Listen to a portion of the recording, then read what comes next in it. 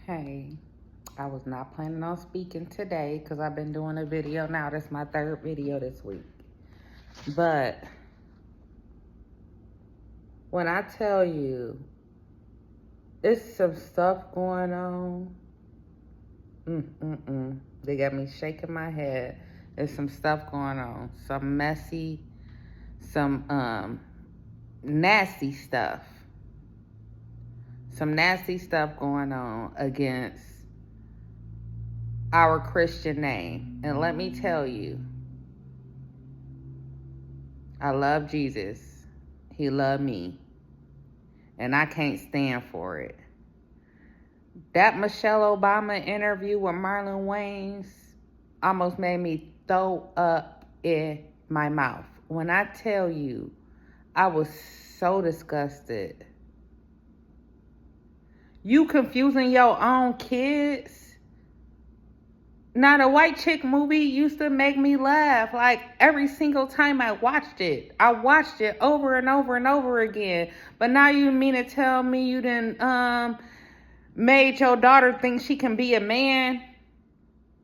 The girl ain't no man. Y'all wrong.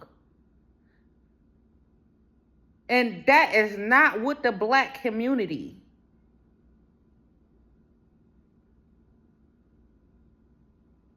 Girls is girls, boys is boys.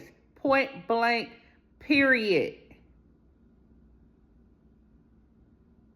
Now, I don't know how many times I'm going to have to get up on here and say a man cannot be a woman and a woman cannot be a man. Yes, I can fight, but I would get knocked out quick by a real man, okay? Girl might can hold my own for a minute, even she a big girl. But y'all have to stop with this nasty stuff. And trickery and lying and stealing. You can't steal somebody's sex. You can't steal somebody's money. You can't steal somebody's identity. Or genes. Because genes is natural. Okay? Genes natural. Some people look good. Some people look the opposite. But the truth is about looks is all in the eye of the beholder. Looks is like a trick, a magician trick, because somebody can think something is gold and it cannot be, and it's not, and it ain't gonna value us that. So looks is all how you perceive. Perception is everything. But anyway, we're gonna get back to topic. Stop with the trickery. This is not an issue, and it's not gonna be an issue. A man, a boy, when they come out, my girls, when they came out, they wanted to play with dolls. Loved them. When my son came out, he wanted to play with cars. Girls and boys is two different things.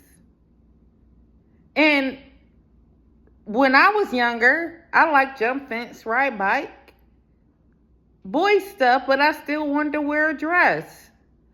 So I'm trying to tell you, it's the parents, the environment that is confusing the kids, thinking that you can just outright change what's going on. And let's sit on that for a minute. Let's sip that tea and sit on that. It's the environment. It's the environment teaching kids.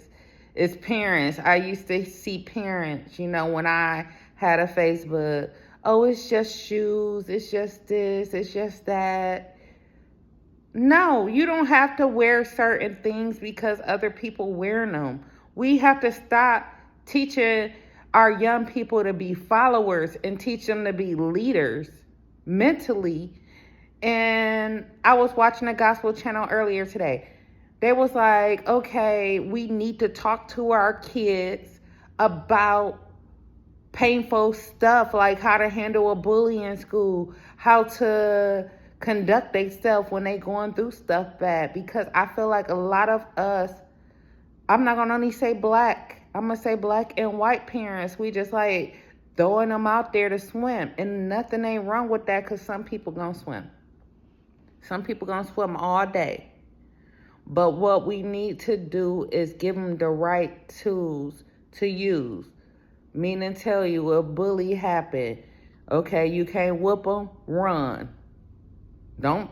Sometimes it ain't best to pick up no weapon. Sometimes it's best to run. I have been in certain situations, I'm like, you know what? Today ain't the day. And it has saved my life and probably their life. You do not have to teach people all the time that a daily, regular encounter, you have to win. That means you don't have to have the best shoes every day. You don't have to have the best attire on every day. But you do got to be respectful and value other people's life every day. That got to be the number one. So if somebody says something rude, you don't know what's going on with them mentally. You don't know what's going on during the day that's making them feel like, okay, you know, I'm having a bad day, and they taking their stress out on somebody else. Just deal with it and move on. We got to teach people to deal with reality, not to just say, I'm going to make my own reality. That's the thing with this trans stuff, is you think you turning into a vampire, and you sucking the blood out of life in other people's life because you're being rude, obnoxious, evil, of the devil, not of Christ. And God coming back soon. I hate to say it, I think it's sooner than a lot of people think. They was talking about the last pope, and I'm going to end it on this one. They was talking about the last pope, and one more supposed to come after him. I don't think it's going to be no last pope. I don't think it's going to be another pope. I think Jesus can come back any day. Matter of fact, you might be wanting to be on countdown 1, 2, 3, 4. And that's why, you know, I've been in deep prayer, because I feel like enough has happened, especially with that COVID. We still haven't got the full ramification of how the COVID hit China. So it's a lot going on. We don't know how many people is over there alive. I know Americans, we lost a lot of people. I lost somebody dear to me, which was my pastor. But what I'm trying to say is, if the last death horse, when God released that in Revelations, if this is the case, and it's what I'm feeling right now, Jesus can come back any day. Any day. At any hour of the day.